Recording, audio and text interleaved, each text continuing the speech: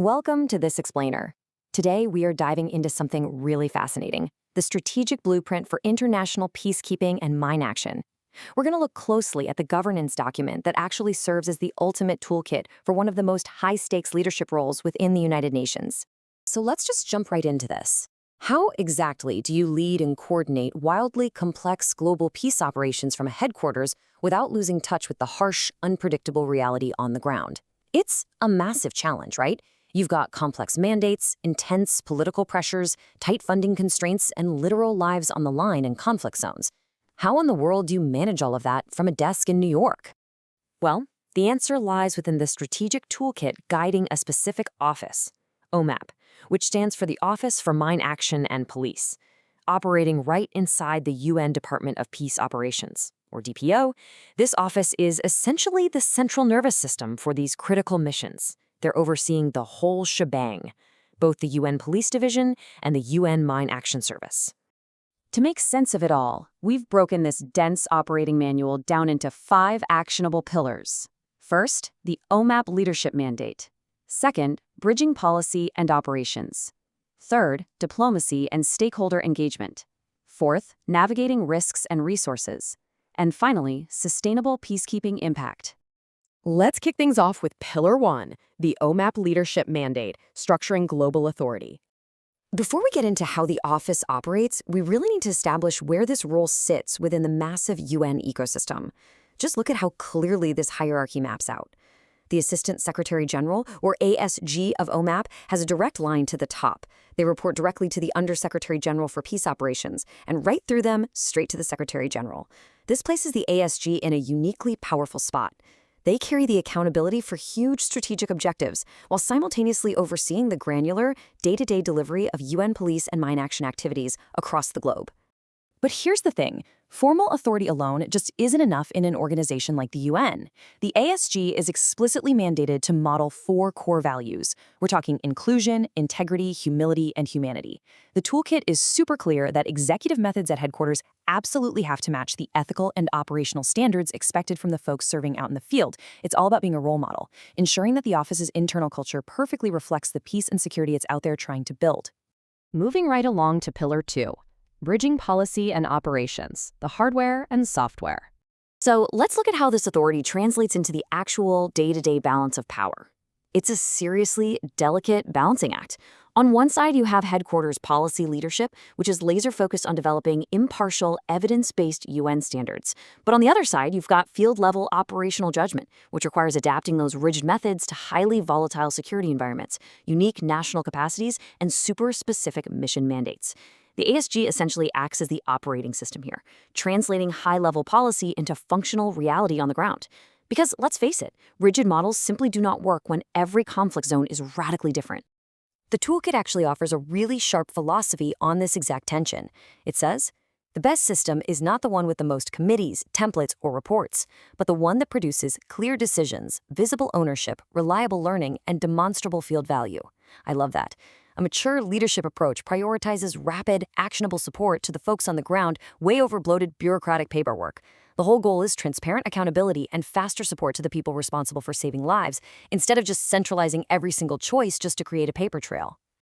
To actually achieve that kind of clarity and dodge the trap of endless committees, leaders have to move with real purpose through 3 steps. First, boil down all that grand strategic intent into just a small number of explicit, measurable outcomes. Second, push the decision rights down to the lowest appropriate level. You have to empower the people on the ground. And third, create reliable, fast channels so any major cross-portfolio or political risks are rapidly elevated right back to the ASG. This setup prevents analytical delay. You basically figure out what minimum evidence is sufficient for action, and you move.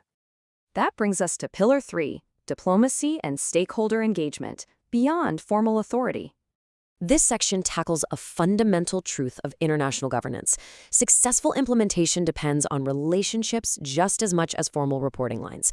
The toolkit recognizes that you are dealing with permanent missions, police-contributing countries, and highly specialized technical communities. So it advises mapping these stakeholders through 4 specific lenses: their influence, their contribution, their information needs, and their potential concerns. By doing this kind of mapping, the ASG can anticipate incentives and head off potential resistance before before it derails a mission. It ensures consultation is substantive, sure, but without becoming so broad that timely decision-making gets lost in the weeds. There is this one quote that really hits the nail on the head. Goodwill that is not converted into accountable action rarely produces sustained operational benefit. You see, diplomacy in this context isn't just about handshakes and pleasant meetings over coffee. It is about using partnership mechanisms to clarify concrete deliverables, deadlines, and follow-up. Trust is literally treated as an operational asset here. Tracking commitments all the way to closure is what actually preserves institutional legitimacy when the pressure is on. Now let's dive into Pillar 4, navigating risks and resources, the political economy of implementation. This is all about how leadership handles the inevitable hurdles of real-world friction.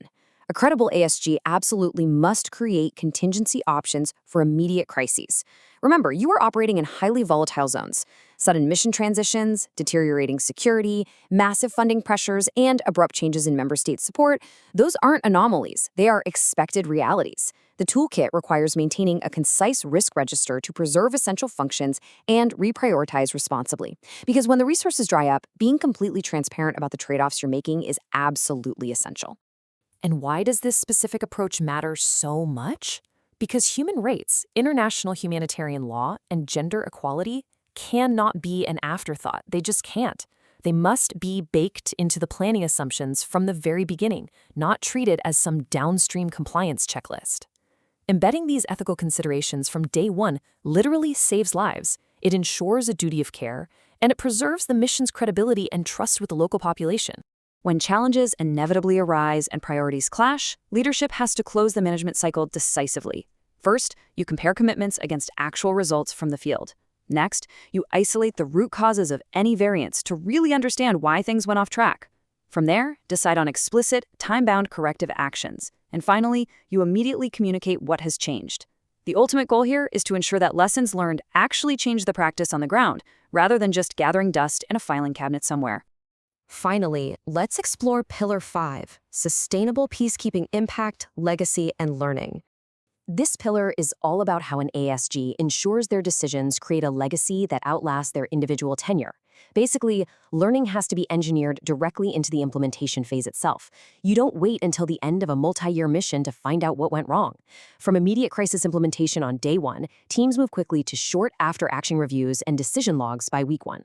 That turns into iterative improvement based on field feedback by month one, which ultimately drives broad institutional reform by year one. It is a continuous loop where recurring operational challenges are actively generating institutional evolution.